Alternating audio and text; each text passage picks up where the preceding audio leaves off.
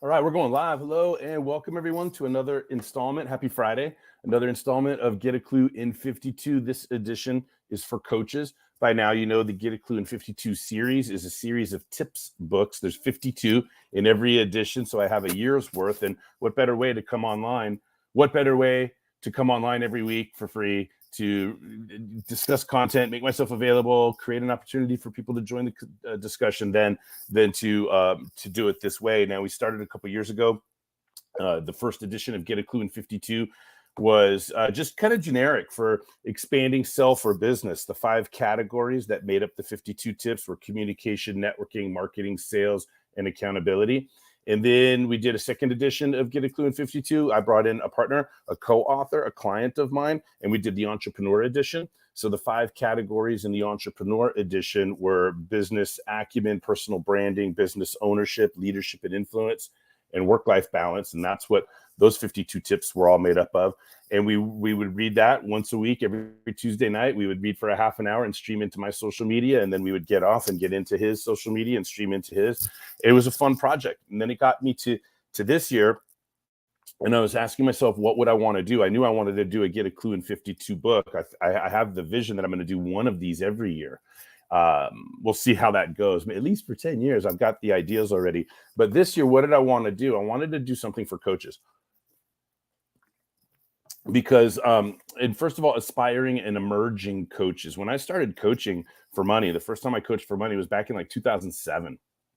It was like 16 years ago. I was learning how to coach before I was able to coach for money, right? So I started this game a while ago. And back then I thought, wow, I could see a future 15, 20 years from now where coaching is more common, where coaching is actually a profession in major organizations. It's a job where position descriptions will open up. But when I started coaching, not a lot of people knew what coaching was. And all these years later, it's happening. So I'm at a point in my career where I'm still looking to learn and expand myself, but I've been in the game for 16 years. So I have a lot to give to the aspiring and emerging coaches that are coming up in the world. Even if you don't want to be a coach, if you just want to be a leader of any kind, a manager, a supervisor, a director, a VP, a committee chair in a volunteer organization, an agent, a broker, right? A life services professional, a fiduciary, a financial advisor, a real estate, right? Any of that, that's all leadership. So it would help. You would do a better job if you knew what a coach knows. So I wrote this book. It's Get a Clue in 52 for coaches, myself included, because as I set out to create these tips for aspiring and emerging coaches, I learned that I was coaching myself, right? It was therapeutic for me. It was still cringeworthy to remember some of the mistakes I had made coming up, or some of the mistakes I still make today, some of the things that I'm working on in real time. I mean, the challenges aren't over. I see Patty here wants to get on board. Let me go ahead and welcome Patty. Thank you. Hi, Patty. Nice to see you. Welcome. Happy Friday. I'm getting into today's tip. I'm doing a little bit of overview work right now. And what I want to do is, what's exciting about today is that we start a new section. So as I'm introducing Get a Clue in 52 for coaches and how it came about and why I decided to do these series of tips about coaching. Also, right now, I'm at a point in my career where I want to give back. Last year, I found myself as a board member and then interim executive director of an organization called California Coaches, which merged with the organization that I'm currently vice president of communication for, which is Professional Coaches Alliance. And let me just throw a plug for them up on the board real quick. For you aspiring, emerging, maybe you're even seasoned and developed already as a coach, not a problem. What's going on with my banners? Why isn't my banner working? My banner doesn't want to work. How interesting. My banners aren't working. Patty, I don't know what I'm going to do if I can't have banner support. Your picture is frozen from my end. It'd be too technically difficult here. Yeah, my banners just aren't working. Isn't that interesting? None of them. None of these pre-populated banners. I wonder.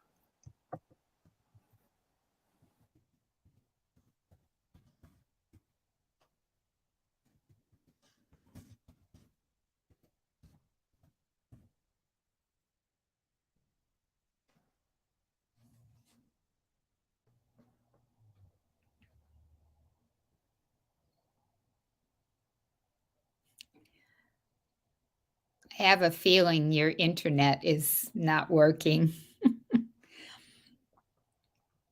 So I'm not quite sure what to do here.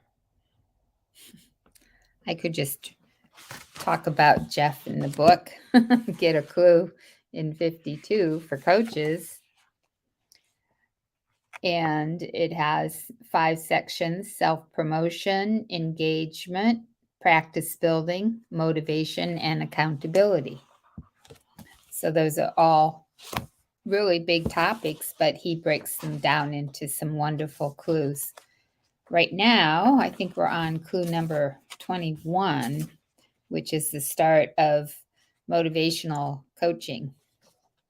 But I am thinking that this is over at the moment. So I'm going to leave the studio and we'll see what happens.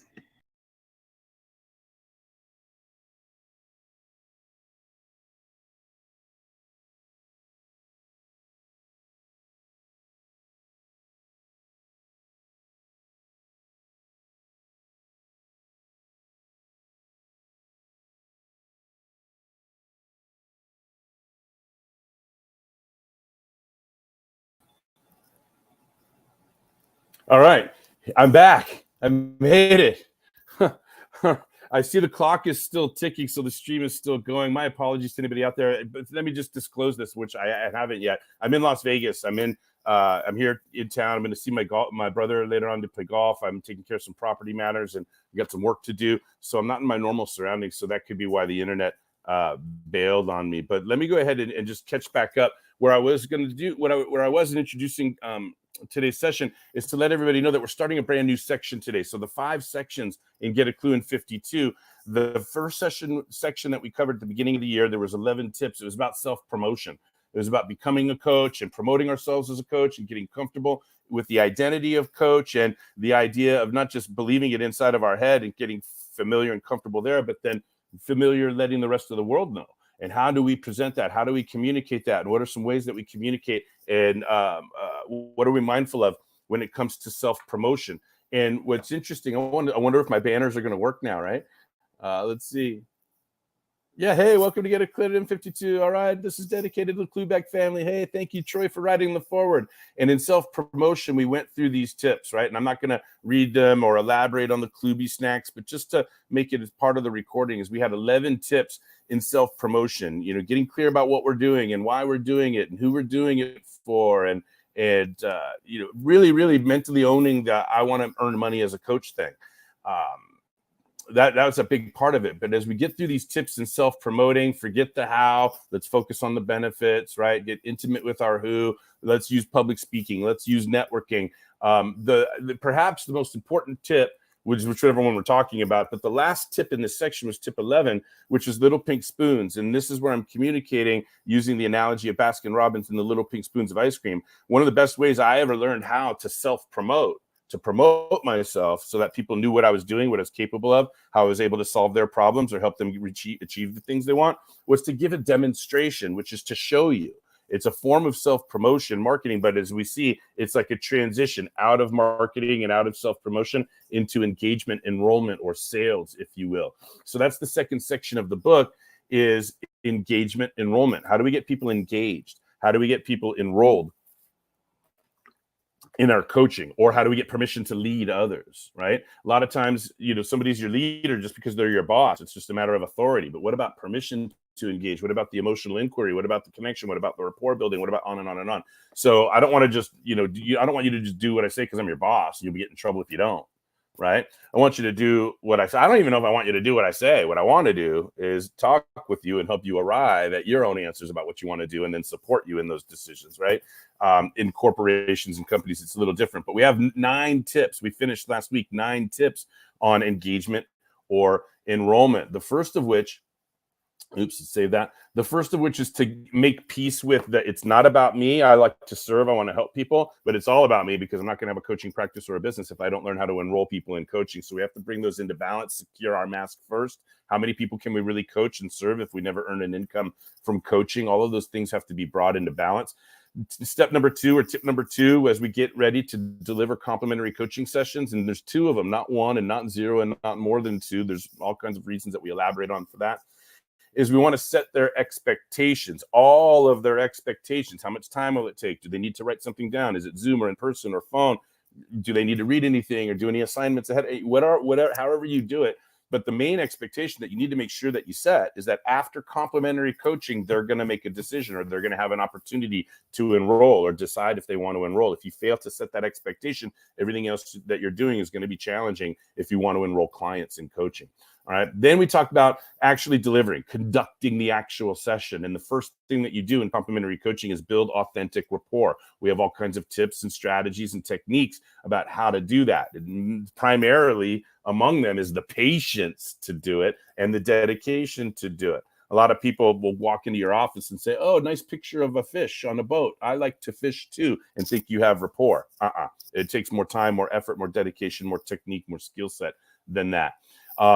And I love building rapport. I love getting to learn about my clients. And then when we build rapport, we get to this place where they get an honest answer to, tough question. How do you want your world to be different? How do you want your life to be different? How do you want your business to be different? How do you want your career to be different?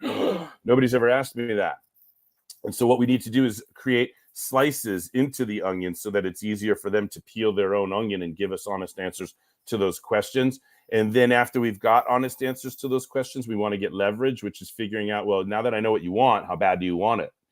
You kind of want it, or do you really want it, right? Because that's going to help me know, do you want it bad enough to enroll in coaching? Do you want it bad enough to submit to an accountability structure and dialogues and regular meetings and assignments and homework and confrontation and all of those things? If they don't want it bad enough, they won't commit to any of those things, right? And this is an important Klubi snack to slow down on. They will never change habits, patterns, peer groups, or addictions, let alone hire a coach if they're not super clear that the status quo is more harmful than the work of change. That's often what we're trying to do inside of complementary coaching, is help them figure out what hurts or what doesn't feel good and get clear on, are they willing to do the work of changing that? What hurts more, the status quo or the work of change?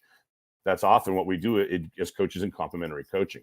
So we moved on then to assign the homework to see if they're really ready to do what they, put effort into it, schedule the second complementary session. And we talked about conducting the second complimentary session. And I've offered anybody out there that wants to get a video, it's like 22-minute video that has like a good 8 or 9 reasons why I built my coaching career, offering 2 complimentary coaching sessions instead of 1, not more than 2, not 0, but 2. It's up to 2, then it's up to you. It's up to 2, then maybe we're through. It's up to 2, then maybe you'll get a clue. Who knows, right? You'll know what to do after 2. Right? There's a lot of reasons for that. And if you want that 22-minute video, then send an email to info@getaklu.net with the subject line, why 2 comp sessions, right? We also gave another freebie out, Be Fearless, public speaking, that's more related to self-promoting. I'm just going through and checking out what's available for you guys for free before we get into today's tip. I've got a lot of content on my YouTube channel. It's all one word, watch, get a clue. If you want to check out pre-recorded videos, a lot of it's about coaching and all kinds of other things that I've done around the world.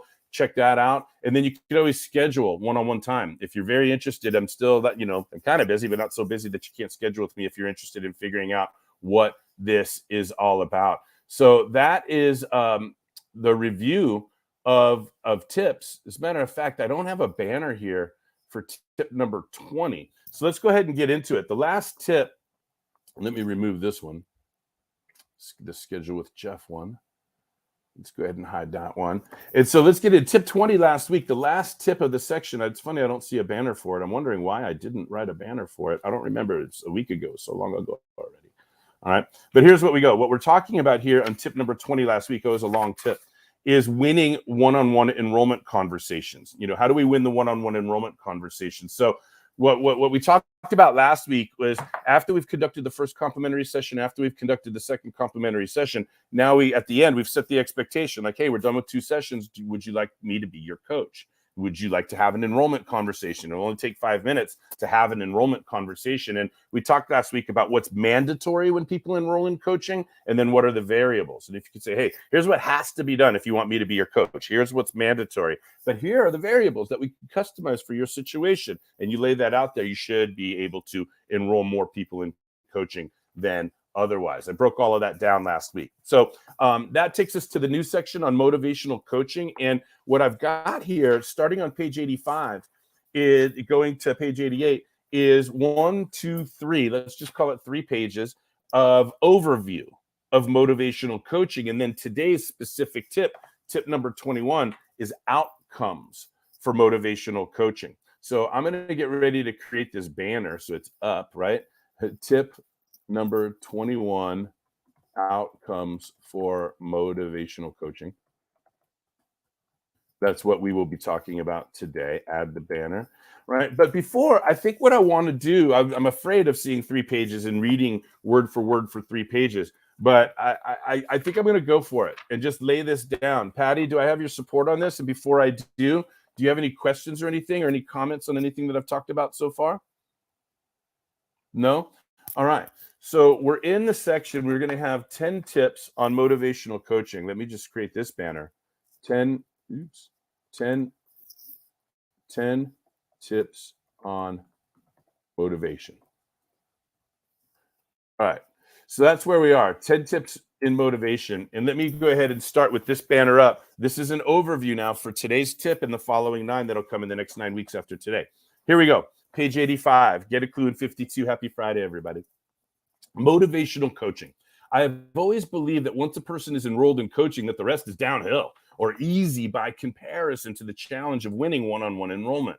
Even when a coaching relationship has been assigned to us and we do not have to get them to make the decision to buy, we still must get the subject to buy in, to get engaged in the coaching. Anyone with direct reports knows the importance of getting employees engaged. Most of the previous tips, parentheses, set expectations, build rapport, assess wants and needs, assign goal setting, establish the coaching agenda, and parentheses, work to secure engagement as well as enrollment. The next 20 tips, however, are all about the what's next of ongoing coaching or leadership after engagement or enrollment. Early in my coaching career, I coined the phrase motivation plus accountability equals results. And later in my career, I made the phrase part of my registered trademark protection for the integrity game, which is not what we're talking about at all. The integrity game, I'm promoting that elsewhere, but it's part of registered trademark. Motivation plus accountability equals results. That's intellectual property patent protected now with the US trademark, etc. Right? It's kind of exciting. But let me continue reading word for word. By downhill or easy by comparison, it is this simple equation I'm referring to. Motivation plus accountability equals results. Once they are enrolled or engaged, all we need to do is increase the motivation and accountability, and results will follow. The following 10 tips are all about motivating a coaching subject to do things they previously were unaware, unable, or unwilling to do in order to get desired results. If there are 1 million things we do to motivate our clients, 100% of them will fit into 2 categories: external, which is strategies, tactics, resources, and internal, mindset, habit, beliefs, patterns, awareness, addictions. As for the external, I believe it's Tony Robbins who is credited with saying success leaves clues. He's simply letting us know that for any result area, right, change, improve, create, or remove, any result area in life, career, or business, there are proven strategies. Many of them, in fact,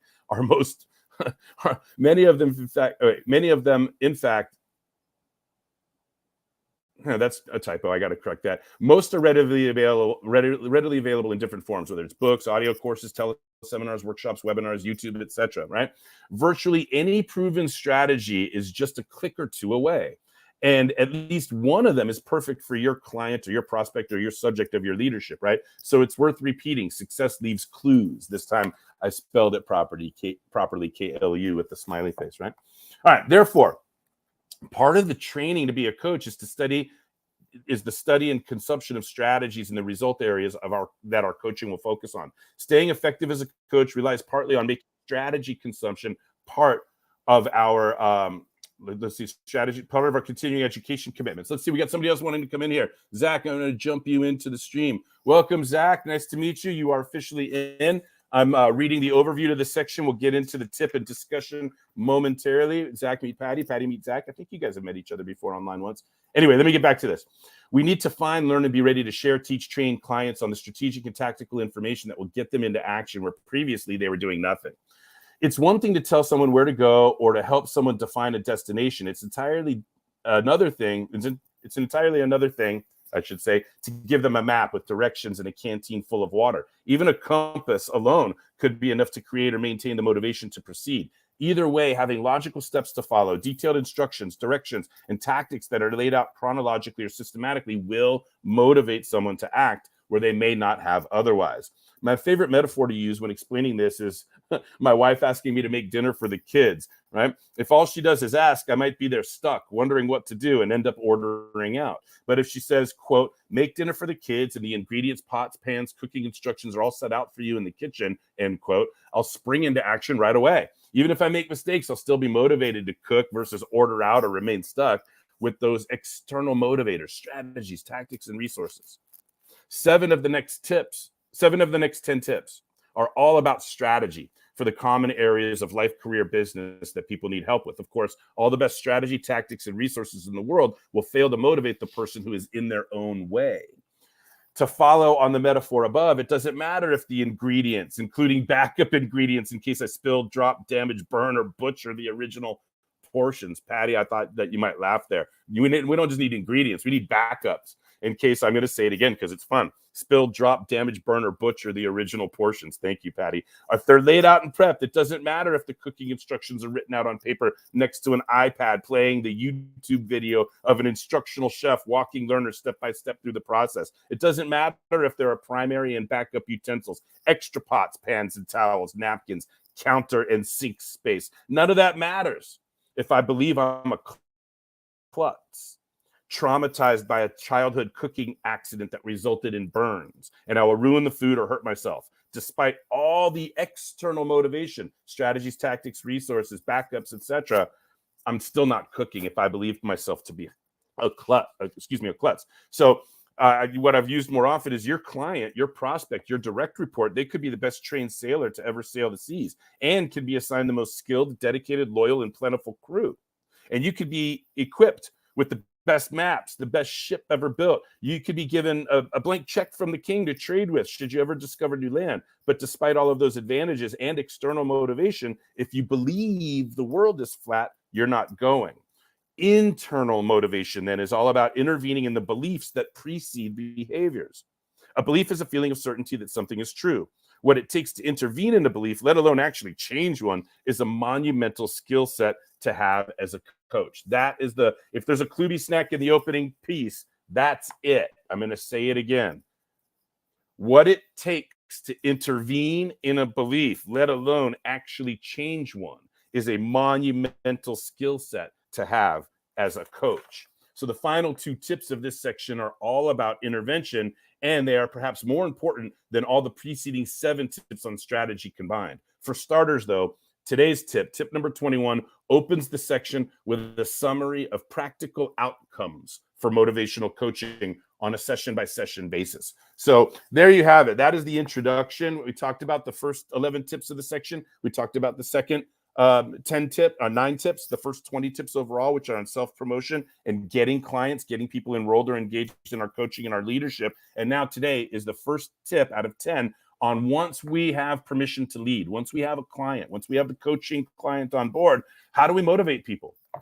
How do we do it? So we've got 10 tips on motivation, and today's is kind of brief compared to the others. Before I get into the word for word reading, which I'll be able to do much more quickly, let me just go ahead and say hello to Zach and hello to Patty. Happy Friday to you guys who are here on board. Welcome to another installment of Get a Klu in 52 for coaches. And it's nice that you're here. Do you guys have any comments or questions on anything that I've covered so far in terms of motivational coaching, internal versus external motivation, strategies, tactics, and resources, which are, up against adversarially our mindsets, our patterns, our habits, our beliefs, our addictions? Any comments or questions on that before I read tip number 21?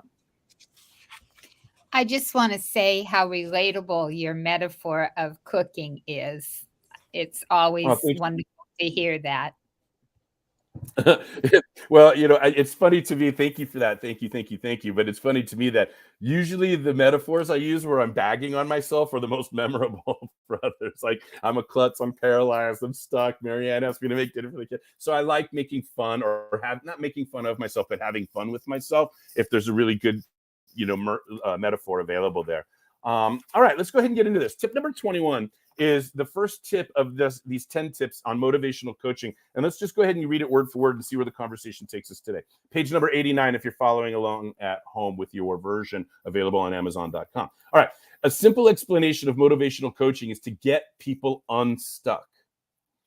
As outlined in the intro to this section, some people simply need a good strategy broken down into doable tactics. All the better when advantageous resources can be acquired and applied. Other people need a, quote, checkup from the neck up to get out of their own way, and some need both. Getting into a strategy or into an intervention with the client can be a very deep dive, and it could span the course of several sessions to fully deliver. This tip reminds coaches and leaders who want coaching as a skill set in their toolbox. This tip reminds you about some very basic but very important outcomes that should be achieved within each session where any motivational coaching takes place. So the idea is that if you're in a one-on-one with somebody and you know that somewhere in that one-on-one there's some motivational coaching that you're going to provide or need to provide or find yourself having to provide, whatever the case may be, I want to make sure that you're reminded that you could somehow burn into your brain 6 outcomes. These 6 outcomes are really the overture for anything we could want to achieve. It's going to be one of these 6 things that really make up the totality of motivational coaching, in my opinion, right? And it can be debated and dissected and expanded, but here we go for now. My affirmations for motivational coaching all begin with the client will, the client will, the client will, ... 1, feel our rapport and continually sense the, quote, same page we are on through my appreciative inquiry and dedicated listening. That's number 1. They'll feel our rapport and continually sense the same page because I'm dedicated in my listening and my questions that I'm asking. Number 2, the client will get crystal clear, not just clear, but like crystal clear on what the real issue, problem, or opportunity is that requires action. Right? We can elaborate on this, but many of you watching in the future, watching a recording or online right now know that often the first thing we coach on isn't the real issue. It's the thing that the people are willing to discuss, the safe thing or the ego protecting thing. But once we get in there, we know that it's something else we really need to handle and uncover, right? So number 3, the client will see, feel, consider, believe, or know something they previously did not. This is the insight piece. This is the breakthrough piece. This is the aha moment. So we want them to see something they couldn't see, feel something they couldn't feel, know something they couldn't know, believe something they couldn't believe, right? All building towards being able to do something they weren't doing, which includes stopping doing something they need to stop doing, right?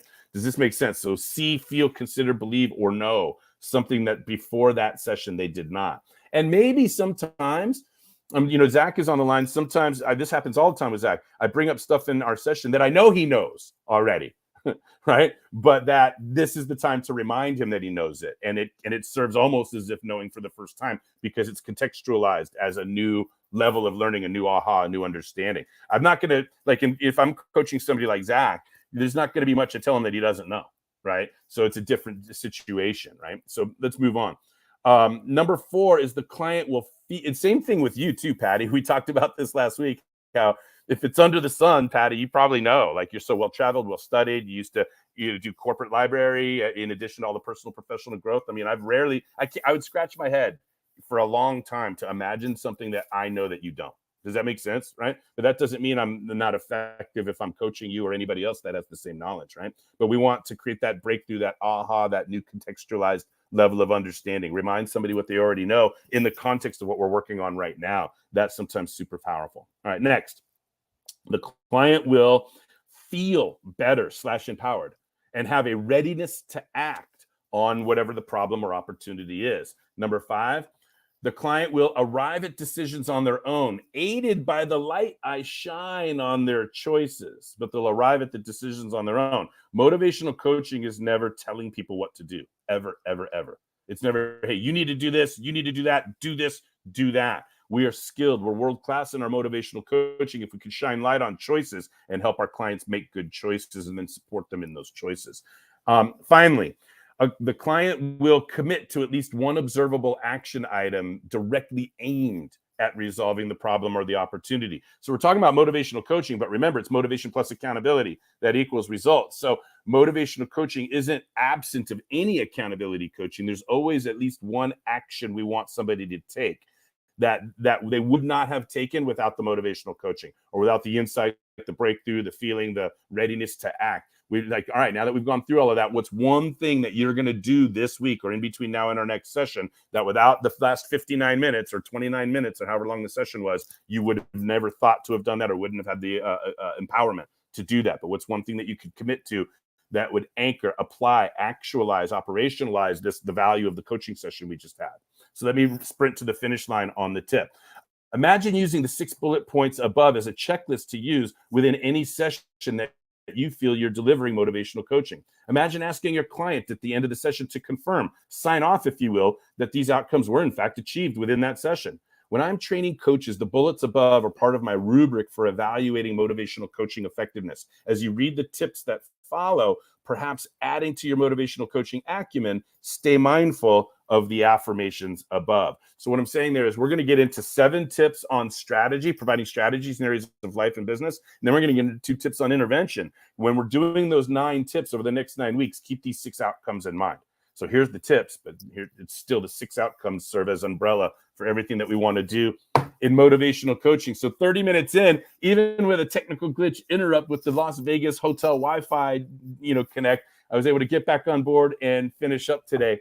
Get a Clue in 52. We're off and running in our section on motivational coaching and the 10 tips on motivational coaching. And today's tip number 21, was outcomes for motivational coaching. So now we're just here to have a conversation. If you guys want to have a conversation, if you want to ask questions, if you want to get some free live coaching that we're broadcasting on LinkedIn, if you want to tell a joke, a story, a narrative, share a win, all of that is eligible to be kicked around on Get a Clue in 52 Fridays. We're doing this every single Friday at 9 a.m. Pacific. So Patty Blakesley it's interesting to me that both of you guys, both of today's guests are in the greater Chicago area. So I'm feeling a very Midwestern vibe today. Thanks for coming on board, you guys. It's good to see you. Zach had to leave right away. Yeah. I saw some nonverbal there. He's always got a bunch going on. So what do you got, Patty? Do you have any comments or questions about today's tip? I like that you've broken down to these 6 points. And I mean, they're very similar in a way, but they're also very separate. And I like sort of delving into it, like feel, believe, consider, know something they previously didn't know. Yeah, that's heavy, isn't it? It is. I mean, just that alone, or like you say, reintegrate something they know into another area. Yeah, it's like, and you know where that comes from. I love that you've picked up on that, right? Because where that comes from is I've got a pet peeve about these words that get used, that like in a watered down way, where people get lazy in their use of a word that's supposed to cover some whole area that they themselves understand and they just expect. So it's kind of a laziness. So like, authentic. You want or transformative, or one of these is breakthrough, right? Oh, I want to have a breakthrough. I want to create a breakthrough business coaching, or breakthrough results, or breakthrough. People use this word breakthrough, and it's like, all right, I know what you mean by breakthrough, and you probably know what you mean by breakthrough. I've had breakthroughs, I've created breakthroughs, and you've probably had breakthroughs and created breakthroughs further, and you've witnessed breakthroughs. But is breakthrough really the best word here? Does breakthrough really? For somebody that hasn't had one, do they have any idea to imagine what you're talking about? Most people don't understand the value of the word breakthrough until they've had one already. So if we're communicating to people that haven't had their breakthroughs, what are we saying? What are we doing using the word breakthrough? I'd rather say you're going to know, feel, believe, see something you couldn't see before. Right. I feel the same way about transformation. Keep going. Tell me more. Everybody uses the word transformation to make it really all they're using it instead of change. Like, I have curly hair. I can straighten my hair, which changes it, but I can't transform the cells in my hair follicles that create curls. Right. I mean, there's jokes to be told there, because people have tried to change their DNA and all of that, but I'm going to stay short of that. To say that you're going to be transformed after a 3-day workshop, I find that kind of like overblowing that word transform. Or Yeah. it's inauthentic to say that you're going to transform an individual in 3 days. Change, deep personal change, yes. Yeah. Well, yeah. And that's, I took the time to put, and I do this at great risk, where I do, like the way that I use language, or grammar, spelling, punctuation, or the symbols of our language structure, parenthetical references, ellipses, semicolons, all caps, italics, I use all of that as nonverbal communication, right? So I take a chance doing that, because it could be how should I say, awkward for the flow of the reader or to the eye. Even when I'm reading my own stuff back, sometimes you see me getting tongue twisted on it, right? But there it is, right? The see, comma, feel, comma, consider, comma, believe, comma, or no. I mean, that's dangerous writing, to off put my reader, or even make myself tongue trip over myself if I'm reading it out loud. But I could have just said, the client will have a breakthrough.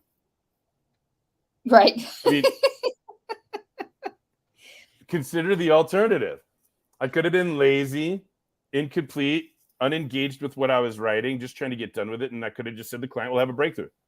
And I could have said, well, if you don't know what that means, screw you. Or if I don't have time to slow down and tell you what that means, or elaborate, or break that down at all. But I'm proud of the fact that this is something that you picked up on in appreciation. The client will see, feel, consider, believe, or know something that they previously did not. Oh, do you mean have a breakthrough? Yeah, but it's better when you say it after I said that than if I say that up first and you don't really break it down, right? Right. So on and on. Yeah, that's a great insight. I was looking for what other comments or questions might you have? I was looking for that. Remember earlier when I was doing the reading, there was this one Kluby snack that I thought was pertinent. Do you remember what it was? Yeah, what it takes to intervene in a belief, let alone actually change one, There it is is. a monumental Okay, there it is. skill set to have as a Got it. coach. Yeah. Because we know that we were talking about motivation overall, or coaching overall. We talked about, 11 tips on self-promotion, 9 tips on getting clients or getting prospects to give us permission, or getting direct reports to give us permission to be their leader, right? Which means giving us permission to have one-on-one conversations where they're held accountable, right? That's what all of this means, okay? And now, right, we're coining the phrase motivation plus accountability equals results. So we're doing 10 tips on motivation. And our first tip was outcomes for motivational coaching. But I'm going to go ahead and take the time to write in this Kluby snack. And it's only for half of it, right? We made this point that if all the things that we do in motivational coaching, if there's 1 million things that we do to motivate somebody, it's either going to be an external or an internal. It's either external motivation with strategies, tactics, and resources, or it's going to be internal mindset, beliefs, habits, patterns, addictions, right? So this Kluby snack, which is worth capturing, is about the intervention, intervention part, right? And it says here, what it takes to intervene. I'm just going to go ahead and do this in a belief, let alone actually change one, is a monumental skill set to have as a coach. I'm going to put leader, because leaders don't see this as their job, right? I'm the leader. I got to do the vision. I got to create the welcoming environment. I've got to hire people smarter than me. I got to give people autonomy. I've got to. They don't think, oh, I need to intervene in a limiting belief. Leaders don't feel that way. You follow? But it's very important. Yeah, it's very important to have that skill set. Yeah. What it takes to intervene in a belief. So there it is. Let's put this one up. There's the Kluby snack. What it takes to intervene in a belief, and let alone actually change one, is a monumental skill set to have as a coach or a leader. So to me, most leaders know we need to give motivation, provide motivation, be inspirational, be influential, promote the vision, right? It's not that they're devoid of any motivational skills at all. But if I can add anything to the toolbox of a really good leader, it would be that they have enough listening to figure out where the person is in their own way. And instead of just dismissing it, firing them, sending them off to HR to recommend counseling or whatever, let's see first, leader, if you have the appreciative inquiry to ask the questions to help people shine light on their options and help them make choices that will get them out of their own way. I digress. I'm not a shrink. I don't prescribe drugs or medication to people. I don't, right? I try to have conversations that help people get where they want to go, right? And communication and conversation is more powerful than drugs, in my opinion. That's a neat Kluby snack right there. So what else? Let's go ahead and sprint towards the finish line. Last call, if you will, for any comments, questions about, first of all, today's tip, which is just 6 outcomes for motivational coaching after the overview of a brand new section on motivational coaching. This is the first of 10 tips on how do we motivate people once they're inside coaching, or once we have permission to be their leader, permission to meet with them one-on-one with leadership coaching conversations. How do we motivate people? Strategies, tactics, resources, and intervention. There you have it. Patty, what else do you got? Comments, questions before we sign off for today? What I found helpful to sort of intervene in one of my clients' beliefs is to ask them how it makes them feel when they believe that. Mm-hmm. You mean as a source of intervention, like Right. when you're actually conducting intervention, right? So like a technique for the conducting of intervention Right. is In once we order, identify the limiting. right. In It order starts with to you get have like, to is there? that outcome, that Yeah. Do you have it, any struggle in getting them to identify, get agreement with the client on what the limiting belief is first, and then before you even get to ask them that it follow-up question? I think it depends on the situation and where it's coming up. I'm just reminding myself of one of my clients, and one of their issues is getting from one place to the next on time. Uh-huh. Okay. So, it's gotten to the point where something they start at work at 1 o'clock, let's say in the afternoon, is they have to learn to ask that question. Will this get me out at 5:30 when I should be leaving in order to get to my next event or whatever? Because Mm-hmm. it's not that they want to be late or they don't want to get to where they're going. It's just that they haven't considered it when they're starting a project. Right. To me, that sounds like a combination of motivational and intervention coaching, right? So, like alarms, reminders, calendar management, alarms, emails, right? There's Well, tactical, those tangible are things that can help a tactics. person with their Those are punctuality. tactics.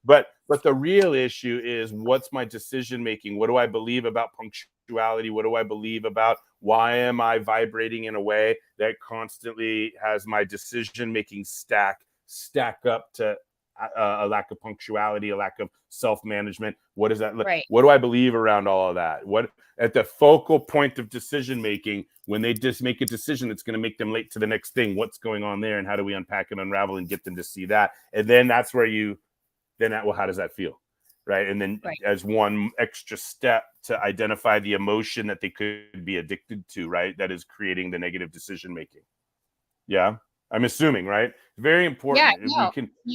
you got it. I mean, that's exactly what I've been doing is intervene, that intervention. You don't think of it necessarily as an intervention, but that's what we're doing as coaches when we ask these questions. Yeah, that's the other thing too. Like, a lot of these words have negative connotations unnecessarily, right? Manipulation has a negative connotation, intervention has a negative connotation, but it's just changing stuff, right? Intervention is just there's something flowing and you intervene in its flow. Like a Right. dam is an intervention mechanism. Do we think dam is a bad thing? No, the Hoover Dam's pretty fantastic. It's just down the street over here in Vegas, right? But intervening, we want to interrupt the pattern, intervene in the story, interrupt the flow, interrupt. Like, if somebody has a syringe in their arm, giving themselves a negative drug, wouldn't we want to intervene and get that syringe out of there? I would assume. Intervene where the syringe is connected to the vein. If we intervene, then we could stop the negative flow of something. And that's what's happening for a lot of us in our mental states, the way we vibrate, the flow of our thoughts. There's an automatic nature, there's a default nature, there's a psychosomatic or a neuro linguistic, there's psycho emo things at play. There's generational traumas, there's auric fields and energy. There's all kinds of stuff that's constantly flowing. And it all multi-determines our decisions. And so sometimes as a coach, we have to intervene in some part of that cocktail to have them sip differently or choose a new cocktail. So that's a great example that you bring up there. What else, Patty? Anything else that's coming up? No, I just wish you a very wonderful Memorial Day weekend. And That's right. yeah. It is Memorial Day weekend. That escapes me. I forgot about the whole holiday part of that, but that's where we happen to be. Well, so having lived on a resort island, Memorial Day weekend is a start of some big thing, right? The summer. Yeah. That's right. It's time to shift into summer mode. So I'm ready. I'm ready for it. We'll get out and play some golf today with my brother. That'll be good for my heart. Oh, And fun.